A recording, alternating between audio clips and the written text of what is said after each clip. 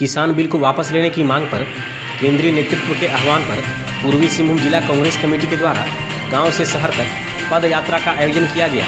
करंडीह चौक से पद यात्रा शुरू होकर बिष्टुपुर पोस्टल पार्क के पास पहुंचकर संपन्न हुई, जहां कांग्रेस के सभी वरिष्ठ नेताओं ने सभा को संबोधित किया। पूर्वी सिंहभूम जिला कांग्रेस कमेटी द्वारा 12 किलोमीटर की पद यात्रा का आयोजन किया गया था, जहां सभी ने एक स्वर में किसान बिल को काला बिल करार देते हुए इसे वापस लेने की मांग की।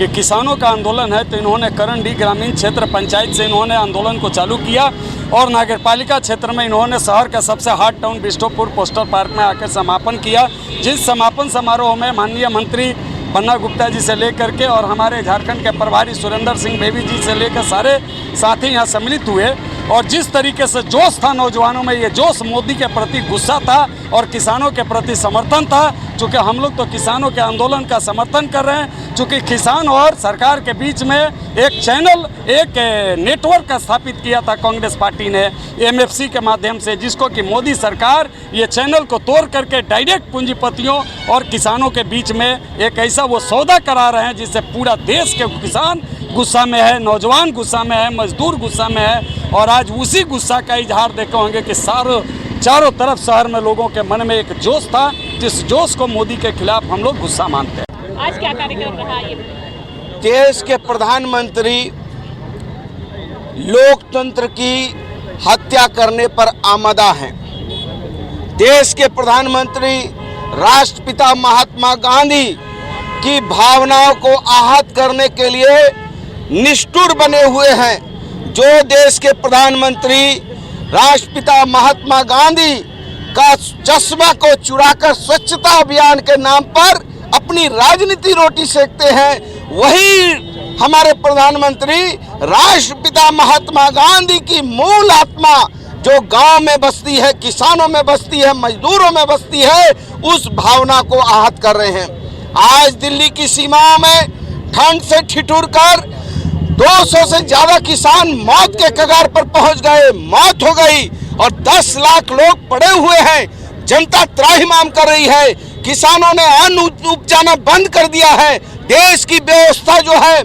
पूरी तरीके से ध्वस्त होने जा रही है और हमारा किसान यदि माँ भारती के आंचल में नहीं संवारेगा, नहीं सजाएगा, नहीं अन्न उपजाएगा तो ये देश की अर्थव्यवस्था टूट जाएगी, ये देश टूट जाएगा। इसलिए हम कहने आए हैं कि राष्ट्रपिता महात्मा गांधी की बात को इस देश के राष्ट्रीय कवि रामधारी सिंह दिनकर ने कहा कि जगमग नगरों से दूर दूर जहां न ऊंचे खड़े महल, कुछ टूटे फूटे कच्चे घर, खेतों में चलते हल, पूरे पाल खपरेलों में, रहीमा रमुआ की नावों में है अपना हिंदुस्तान कहाँ, वह बसा हमारे गांव में। हमारा गांव किसान, गरीब, गुरबा यदि दुखी परेशान है तो देश की अर्थव्यवस्था टूटेगी, क्योंकि किसान इस देश की आधी अर्थव्यवस्था को संभाल के रखते हैं। और आज जिस तरीके से